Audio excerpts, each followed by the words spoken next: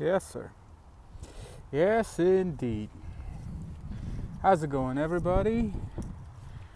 I'm live from another part of my city, this time from the east side.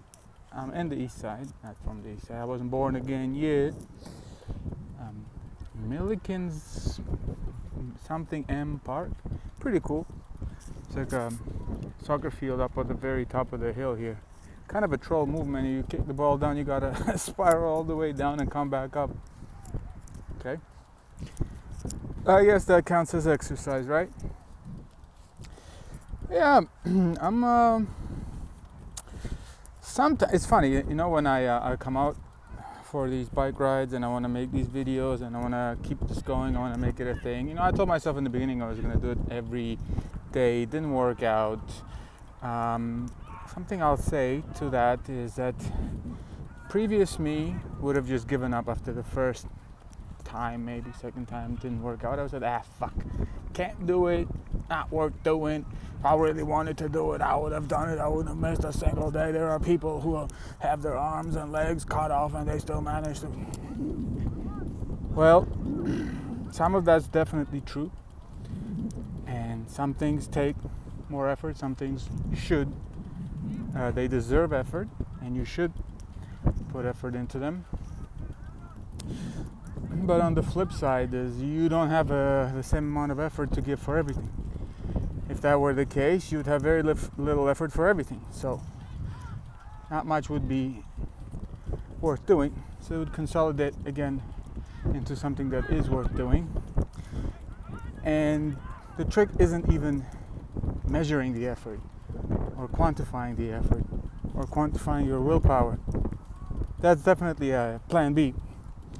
A plan A is to keep going in spite of failures, in spite of setbacks, and in spite of your bad habits. Laziness is to come back and do it again, and come back and do it again. And in that process of coming back and doing it again and again and again, in these iterations, hopefully you come back slightly stronger, slightly more motivated, slightly more determined, and hopefully it gets slightly easier because you have trained yourself to come back, to return and to redo and to iterate and to improve, right? How effing dramatic must I be about everything? It's not. Trust me, don't get dramatic about this stuff. Not any more than you have to. Not any more than you need to convince yourself to do whatever it is you need to do.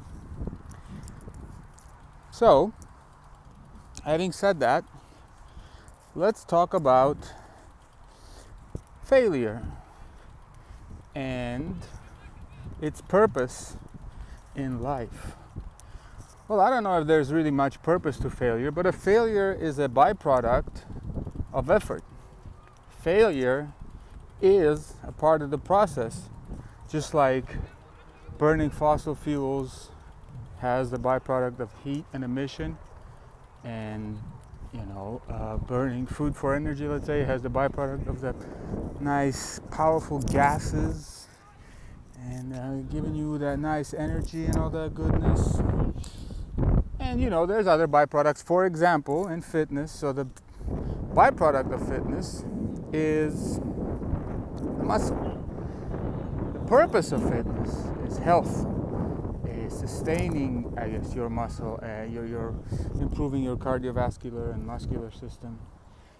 But the nice body you get, that's kind of a byproduct. Some people, that's what's interesting about people, is that they can train for the byproducts. They'll be like, oh shit, we notice that doing something like lifting heavy weights makes us stronger, but what I really like about it is these nice, shoulders that I'm getting, or the biceps, triceps, or whatever.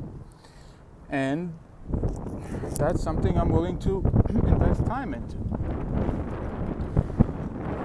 So failure is nothing more than a byproduct of the process. And just like a byproduct, it's almost unavoidable. Now the tricky thing with humans is that they think they're so smart, and the smart ones, that's the irony with humanity, that the smart ones think they're so smart that they can short circuit this process. They can cut through the pain or whatever, I guess you could say, cut through the bad parts and just get the good parts. So this is a double-edged sword that humans wield, this ingenuity and this cleverness, this kind of a need to survive in harsh situations, has given us this mentality to look for easy solutions. It's like an algorithmic, built-in algorithmic machine that just says, like, hey, look, why would you do it the hard way when you can just do it the easy way? Now, I'll tell you what, man, that there's definitely a time and place for that. But of course, with humans, there's a thing where they take everything too far. They overdo everything, they overanalyze everything, they overthink everything, and at the end of the day, they're over. Their life is freaking over. And if you haven't failed, I think it's safe to say at something in your life that you haven't participated in this process. You haven't opted in. I think that you need to validate certain things about yourself and about your ability and about your personality that can only be exposed through failure. For example, I'll put myself in this boat, and I would say that I like a lot of things. I like languages, I like math, I like computers, I like sports, I like arts, I like biking, I like a lot of, I like eating, I like food, I can break these things further down into like chemistry, biology, I like medicine, I like all these things. But now, unfortunately, because of like constraints of time and competition, I don't get to do all that. Plus, I'm not smart enough to do all that on a, like I said, competitive level. So what can I do? I gotta start doing a bunch of these things, I guess, in the beginning, and see what am I gonna succeed at and what am I gonna fail at. Now, we have this thing that they teach us at school that, you know, you gotta just follow what you love, follow your heart, and they're misleading the poo-poo out of you. You should not do that. Let's put it this way. Your parents, maybe they're Asian parents, they're signing you up for, I don't know, violin lessons or something, right? You like playing Magic the Gathering card games, and you're okay at it. And also because your parents want the best for you, they sign you up for math classes, and they sign you up for karate, okay? Now, you freaking hate the violin lessons, let's say, but you're doing it.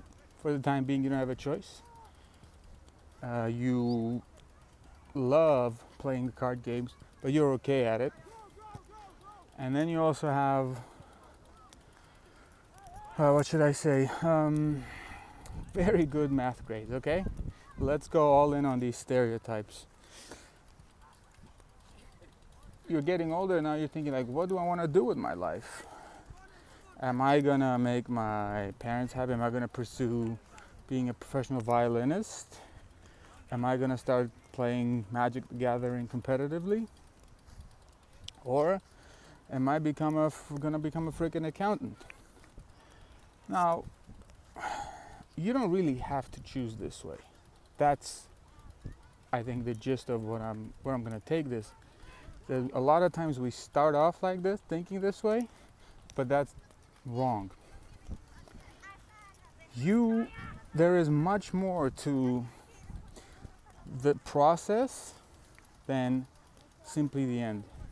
There is the whole process, right? You have to be in it. You have to be immersed in it, and you have to see the good sides, the bad sides. You have to see the various sides of the industries. You have to see the various sides of yourself in it, and how you respond to the stresses of the like the industries, the field or the vocation that you are trying to make your living out of. So this choice of, oh, what am I good at, what do I like, is a false and stupid and short-sighted choice. What you want to do really is you want to start doing these things, start doing them on a more competitive level, start trying to get paid for things. I don't know, what would you do for violins? I guess you start teaching violins, but then you gotta start performing somewhere. So maybe you find like a country band, or you go to the opera house and you start getting. See, I used to be really against money. I thought like, oh no, money corrupts things. No, start trying to get paid for these things. So start trying to get paid for your violin efforts. Then start trying to make money from the Magic the Gathering cards. See if you can win tournaments. See if you can coach people at it. See, do these other things.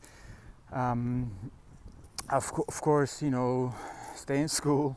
Keep your math grades high. Start tutoring in math. See, maybe you're a good teacher, right? And then what happens is that you might even find out of doing these things that, wow, like I've noticed that I do okay in teaching, or I should say maybe you do well in teaching violin. You can teach the card game pretty good, and you're also tutor people in math. So now you can even get another, like a fourth option out of the three that you thought you were limited to, simply by looking at the various angles each one of these choices has to offer you. And eventually what you're going to see is that you won't be able to keep all of them up, no matter how good you are. Let's say you're good at all of these things. You just simply won't have the time to do it. And you're also going to realize that Magic the Gathering maybe is a bit kind of niche, and you're not up there to start marketing yourself to like the levels of like this mega guru, and like, what, am I gonna do this in my 40s, 50s? You're gonna say, nah. Oh, violin, you're gonna say like, yeah, I like violin, but shit, man, like everyone's moving to electronic music. You're gonna say, I like it, but I'm kind of like not really into this whole lifestyle of going from venue to venue every night and playing these gigs and not knowing if I'm gonna have a job tomorrow. So you might say, you know what, I'm not interested in participating in these things. And you might even say that, like, math is math, but like no one really pays me to calculate, and I don't want to sit there and just do people's taxes all day. So you might say like, fuck, you're gonna end up with this like dilemma where you're like, well, what the fuck am I gonna do then? Do I have to start something new again? I would say that you should definitely hold off there and not make another step forward. Why? Ask yourself this first. How many times did you fail at these? How many of the routes have you taken to fail and to convince yourself that you're not meant for any of these? Because if you're successful at something, you're not truly successful at something unless you failed at some other things as well. Because if you're always succeeding at something else, that's when you're making trashy choices like this, where you're like, well, I don't know if I'm gonna really be happy at this. You're not competitive enough. Raise the stakes more. Keep raising the stakes on each one of these things, not on everything right away, but you have to keep raising the stakes, where you're all of a sudden going to these auditions, and now you played an amazing piece on the violin, but the other guy played an amazing piece on the violin, and you notice that, like, damn, it's a toss-up, it's a 50-50, like nothing really separates me from this other guy that much. This is competitive. I don't know if the rewards are worth it here. And you're gonna say, okay, look, I'm just gonna dump this one. Then you're like looking at these card games, and I've actually known people who made a lot of money playing poker. They had a really cool lifestyle doing it, but near the end, when more and more people got involved in poker, it became harder and harder, because now all of a sudden the margins became much slimmer. They were competing with people that were also knowledgeable enough in the arts to make it a tough a gamble, because when everybody was looking at it like a gamble, these guys were like, no, if you are intelligent and you calculate your odds and you play within these proven statistics diligently, then you're actually going to be on the long run making money. And they were making money.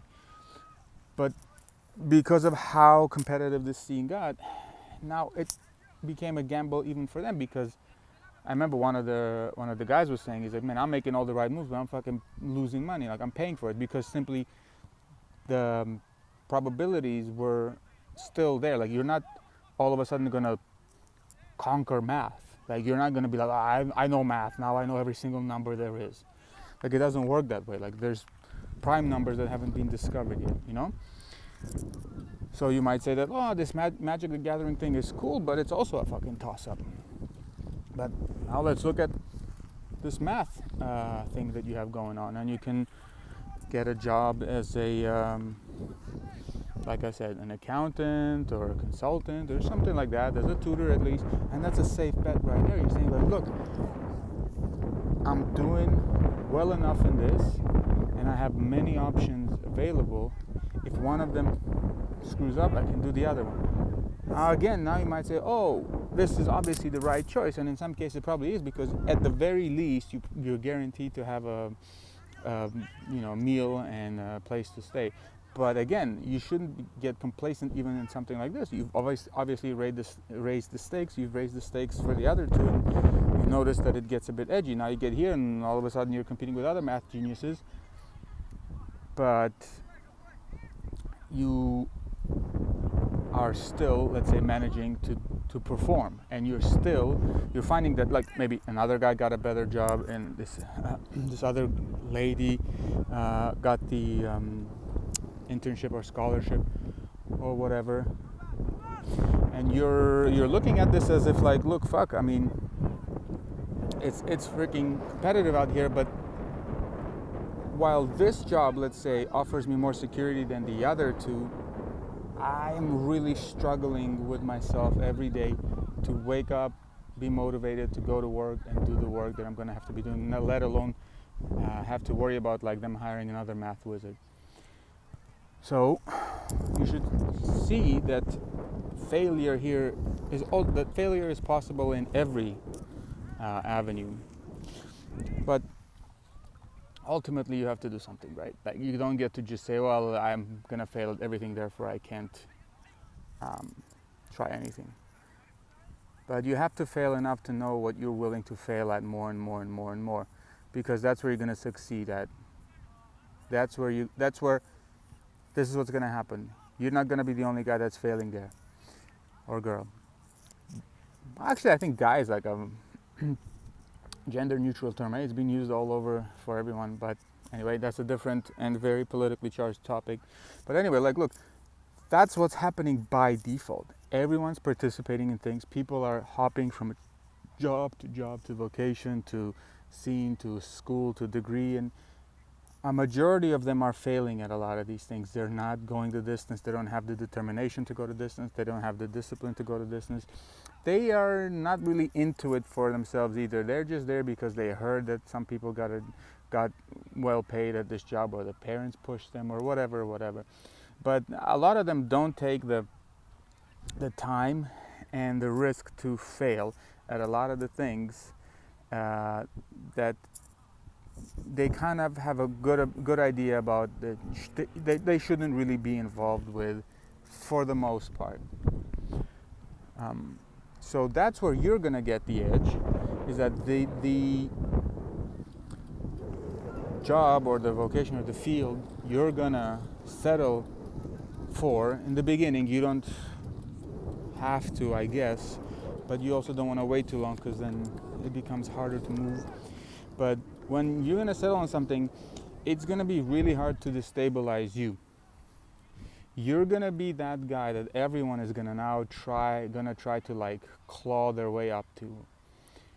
And I think you don't get in that position without failing a bunch at other things and realizing that you're just not interested in competing at some of these other places. And don't get me wrong, like what I just gave you, this example, kind of just winged it as I'm walking around here, was like the safe bet example, right? So I am not by any means implying that you should go for just the safe bet. Actually, you should know who you are and what you're really, really good at. That's kind of also a really big part of it, is that don't just do what you want to do what you're really good at and what you can sustain as a point of like under duress, basically.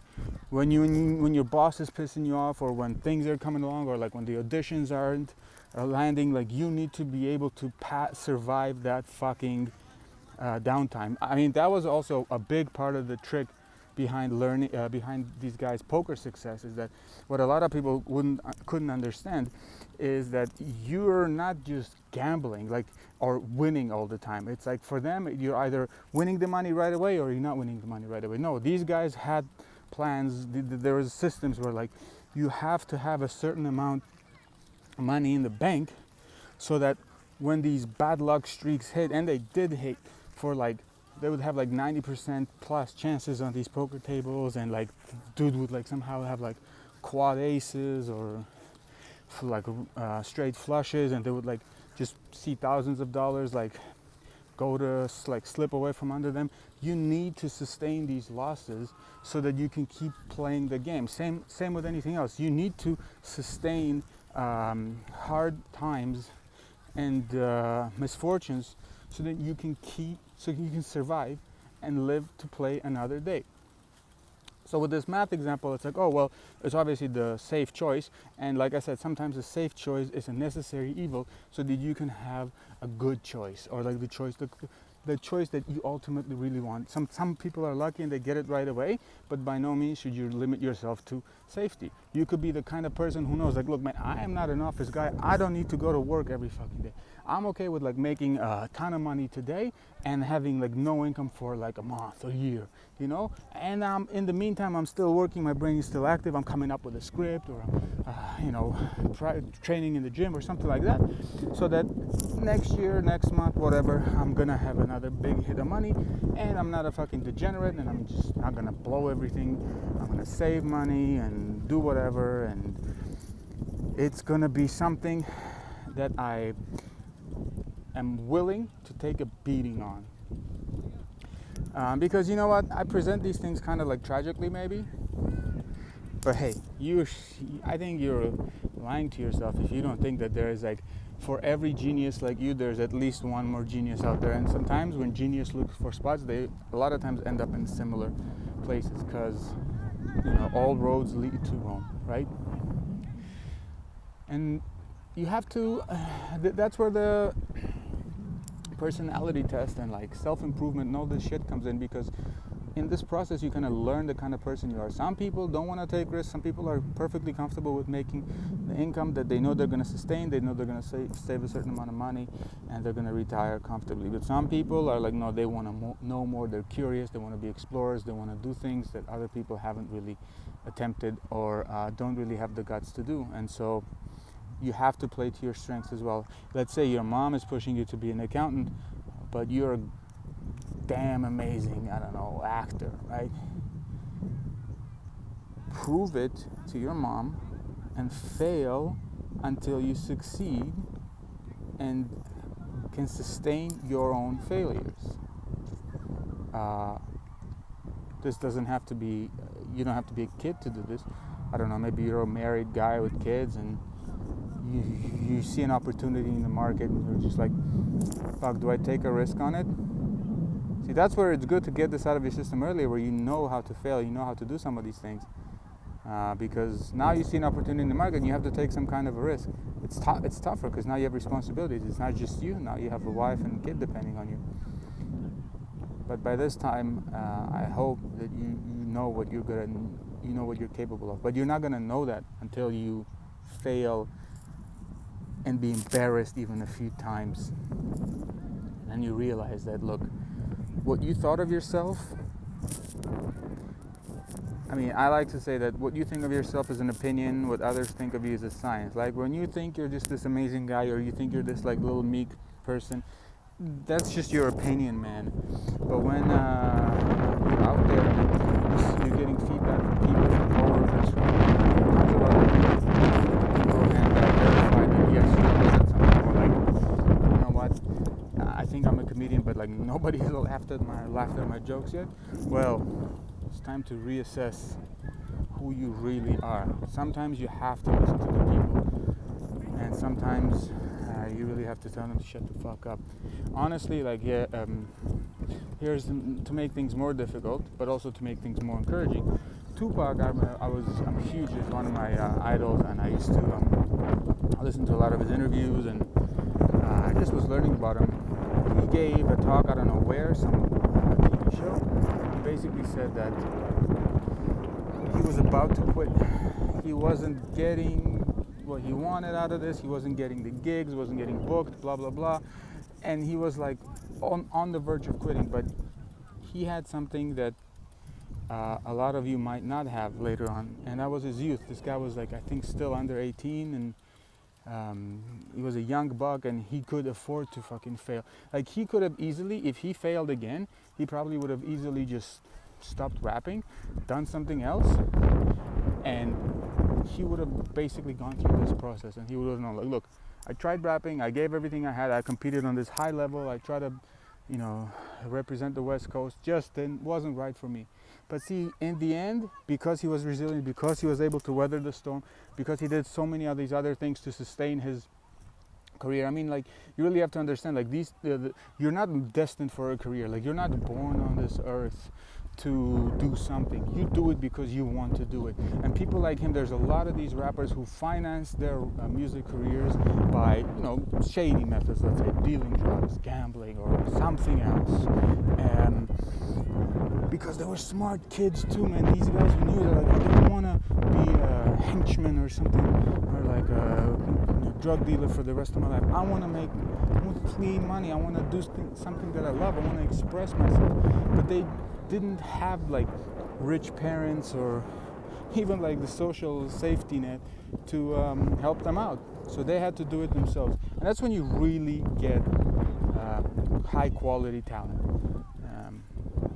They managed to produce great music. A lot of it was genuine. It was amazing beats, groundbreaking, and some of the best music of the generation of even rap culminated with these folks who tried, who invested their lives into the craft. And don't get me wrong, they weren't stupid. They weren't just like, oh, I want to do art. They were out there to make money, man. Like Tupac, Biggie, they were all there in it for the money. But they did what they were good at, and they gave it a shot. Some of them got lucky because some of them were just too good. But others weren't all that good. Like, I mean, think about DMX. He's not all that great of a rapper. He made it. Think about, oh man, what can I say? Like, what's his name? Ja Rule. Okay, rapper, okay, beast, but he made it. He brute forced it. And sometimes you have to be able to brute force something. So never underestimate failure. It shows you what your real priorities are. It shows you what you're good at. It shows you what you shouldn't be good at. Honestly, like these days, if you want to tell me like, oh, I want to be if my kid, tells me I want to go to school, I want to go to university and to do what's it called? I don't know, English literature, or I want to go to school to do fine arts. I'm gonna be like, first of all, I'm not gonna smack him, but I'm gonna be like, listen, boy, girl, you can do that on your free time. If you want to invest, if you want to leverage that institution, like a big university school, like a post-secondary institution, you better leverage it to the full extent. You don't need to write essays about Shakespeare's dinner choices, okay? You don't need to learn what was a popular garment in the Middle English and what these poets, what was the name of the society that they all belong to. Because not that many people around you are going to be versed in this. You're going to be like talking to yourself. Yeah, you're going to find people online that you can talk to about this. Why? Okay, like I'm not going to bash anyone's life choices. But here's what happens. You want that? And you're asking me for support? No. I want to know that you really mean it. I want to know that you're a real artist. Because look, there are some fields, like let's say mathematics, that when you're okay, you'll get by because it's a hard field. A lot of people don't want to do it, so they pay you because they don't want to do something they either don't or can't do. Now, everybody wants to be on stage in the limelight performing, or they want to be writing songs on their laptops at Starbucks. Well, who the fuck is going to pay you to that when everyone is doing it, right? You have to be damn good. Like there are average Joe actors, but I think for every average Joe actor that succeeds, there's an average Joe graveyard somewhere. So I would tell my kid, look, you want to take fine arts, you want to take literature, you want to take history, go get a job, pay for your own education. Don't, I'm not supporting this in any fucking way. Oh, you want to go to the library, you want to learn this on your free time? Sure, do that. You don't have to go to school. I mean, it's definitely a good idea to go to school, let's say. Oh, but you want to take quantum computing and 20, whatever it is, 30, let's say. Well, it's not going to be 2030, I might get close to school, but let's say in 2040. You want to do quantum computing? Hell, sure. I'll help you out any way I can. Pick the best university you can get into and give it your best. Because if you're not giving it your best, do something else. Do something you're best at. And in that case, a university, for example, whereas it's a complete sham and a failure for something like literature, a professor in fucking English. What the fuck is a professor? I'm sorry to whoever, because look, I love all you guys and I think it's amazing that you're out there and you're teaching literature, but a PhD in neuroscience and a PhD in medieval English literature? No.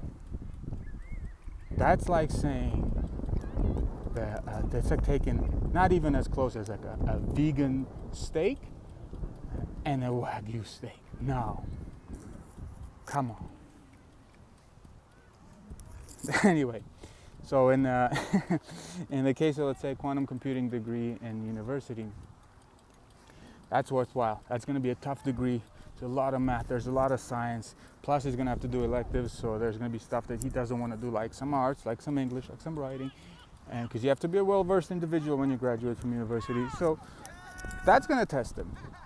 For the English, if he wants to be a fucking poet, test yourself. There's so many of these poets were actually, I don't know, hoodlums, or they were broke, or they were just kind of lucky to have a job, but you know, if you're getting whipped at school, not making grades for this quantum computing, that's your test. So that's a hit that I'm willing to take a risk on, let's say, as a parent, and I'm financing that. But sure as fuck I'm not financing all these softies. I think universities honestly should be cut in half for what their degrees are, and I think there should be degrees should be relabeled. There should be practical streams, and there should be recreational streams.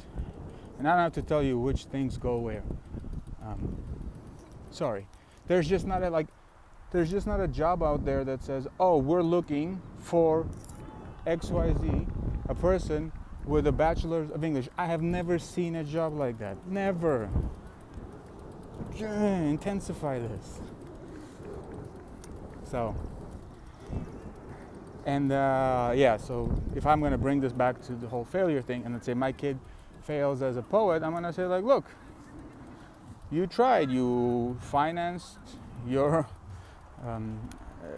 venture as some kind of a poet or like rapper or musician or whatever. It didn't work out. It wasn't for you. It's great. You gave it your all, but unfortunately it wasn't for you. And I understand that you want to try something else now. Same with quantum computing. I said, oh, you think you were going to become this like nerd. You're going to be an amazing scientist. You tried, your brain just doesn't think that way. It's okay. We'll try something else. But you gotta go through the process to know what you're good at and what you're not good at. In some cases, you know, you don't want to obviously accept the first fails either, right? Oh, Dad, I got a bad grade. Shut the fuck up. Go do it again. Do it. All right, you're done. It's not for you. So This video could probably be chopped up, but hey, I'm out here kind of relating to you folks. And I need a haircut, huh? Damn. Anyway, have a good one. Don't ever be scared to fail. Never. And whenever you do fail, don't let your anger or fear cloud your judgment. Learn from your failures. Look at what happened, what went right and what went wrong, and how can it go better the next time, or is it worth a next time? Cheers.